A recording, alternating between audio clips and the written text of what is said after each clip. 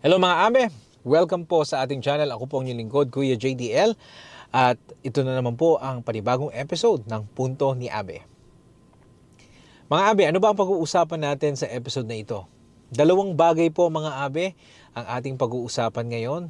Una ay ang tinatawag nating accountability and credit. Accountability and credit.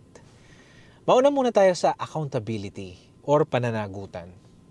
Mga abe, nung ako po ay bagong manager sa isang fast food restaurant sa Pilipinas nung ako'y mag-graduate, kapag natatapos ang shift ng isang manager at ipapasa sa akin, meron kaming tinatawag na logbook.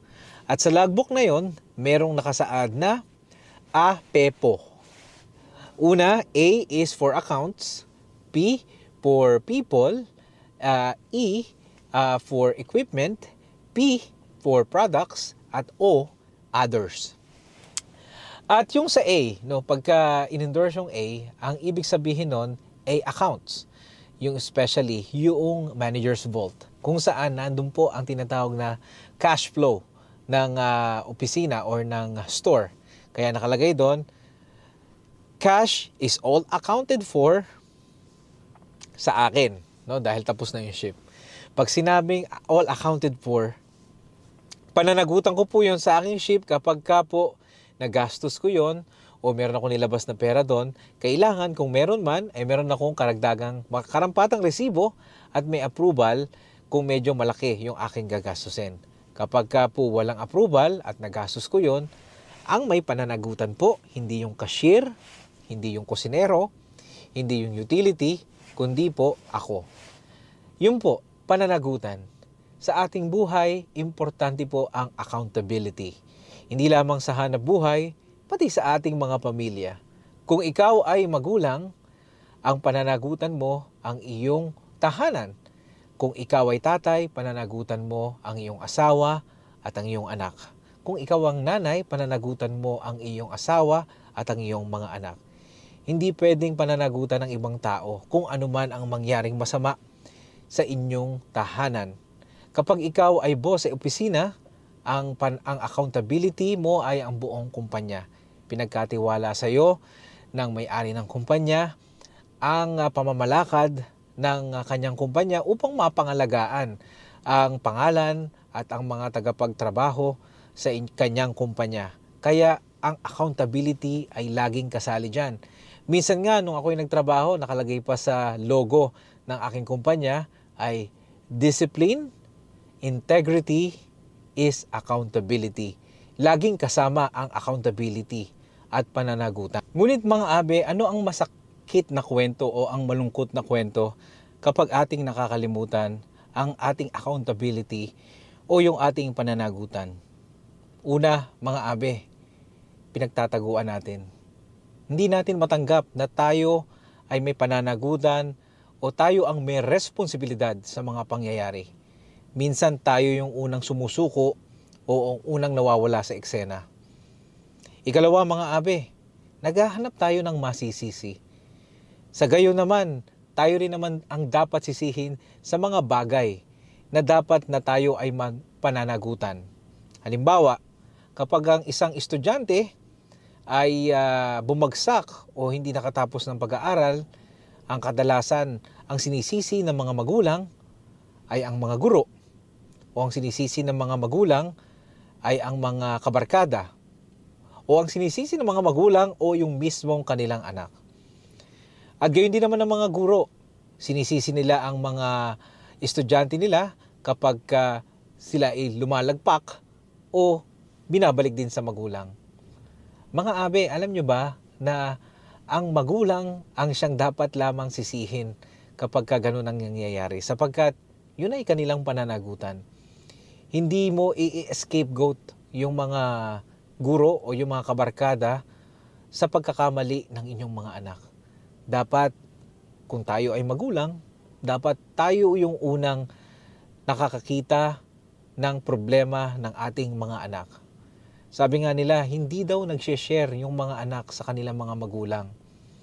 Ngunit tatanungin ko tayong mga magulang, willing ba tayong makinig sa kanila na hindi natin sila huhusgahan? Kayo na po ang sumagot ng aking katanungan. Nagtatanong lang po ako. Pangatlo mga abe, kapag nawawalan tayo ng accountability, nagpapaawa tayo mga abe. Nagpapaawa tayo sa sitwasyon. Ngunit hindi naman talaga tayo nakakaawa, bagkus nakakainis. Dahil walang ibang dapat sisihin sa mga bagay na ating napapabayaan o hindi nagagawa ng responsibilidad ay ang ating ding mga sarili. Sabi nga ng pinaniniwalaan kong kasabihan, ito po, makinig po kayo. What are you today is your decision of yesterday. Kung ano man kayo ngayon o tayo ngayon, yon ay ang kapasyahan natin ng mga nakaraan. Kaya mga abe, accountability is a good example of a worthy human being in the world. Ito po ay isang panukatan kung gaano ba tayo katatag.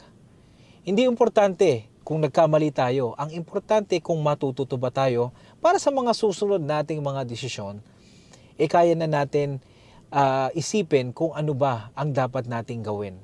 Hindi yung naghahanap tayo ng masisisi, pagtataguan natin ang ating mga pananagutan, at tayo po ay magpapaawa. Yun lamang po mga abe, ang unang ating pag-uusapan na accountability.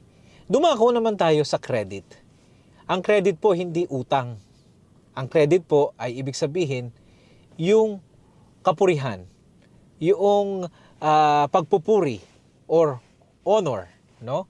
Kapag tayo ay may nagagawang kabutihan or may nagagawang mga natatapos na gampanin sa ating pamayanan, sa ating tahanan at sa ating hanapbuhay, sinasabi nga nila, we give all the credit to my secretary, to my colleague, to my manager, to my supervisor, to my team member, no? Or to the owner. Or we give credit to our customer. Ang credit po ay importanteng i-practice. Hindi lamang sa ating mga kapwa, pati na rin po sa ating mga sarili. Ngunit, paalala lang po mga abe, we take credit of something that we deserve and with humility. Dapat kunin lang nating credit yung deserve natin, yung tayo talaga ang gumawa at may kababaang loob.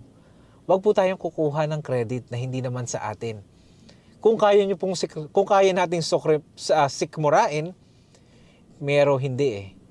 Pero dapat po may kababaang loob pa rin. At to influence people to do something good is to give credit for yourself or to yourself. Pero sa'yo lang yon. Dahil kung hindi ka marunong magbigay ng credit sa sarili mo, mapapagod ka lang, mabe-burnout ka lang. Pero dapat ang nakakaalam lang ay ikaw at yung pinaniniwalaan mo sa taas. Hayaan mo yung ibang tao ang mag-credit sa'yo and you accept it with humility. Hindi dapat yun pinagmamalaki at hindi dapat yun ipinamumuka. Dahil alam naman nila talaga o alam naman kung sino ang totoo na dapat purihin kapag ikaw ay nakakagawa ng kabutihan. And just move on. Okay mga abe? Ito po ang dapat nating pagtuunan ng pansin kapag napanood nyo po ang content na ito. At I give credit sa aking mga kaabe, kahugot at ka-Dear Kuya JDL sa pagtangkilik ng aking channel. And kung hindi pa po kayo nakaka-subscribe sa aking channel, nawa po ay ma-subscribe nyo po para updated po kayo sa mga videong kagaya nito, Punto ni Abe, OPM Afternoon Drive at sa mga random vlogs na aking ina-upload. And accountability. Dapat may pananagutan po tayo sa ating mga ginagawa upang wala naman pong ibang sisisihin kapag tayo nagkamali, kundi ang atin lamang pong mga sarili. Ngunit, don't be harsh to yourself. Patawarin mo ang sarili mo and itama mo yung mga bagay na may panahon pa para itama. Yun naman po. Best regards, Kuya JDL. Bye!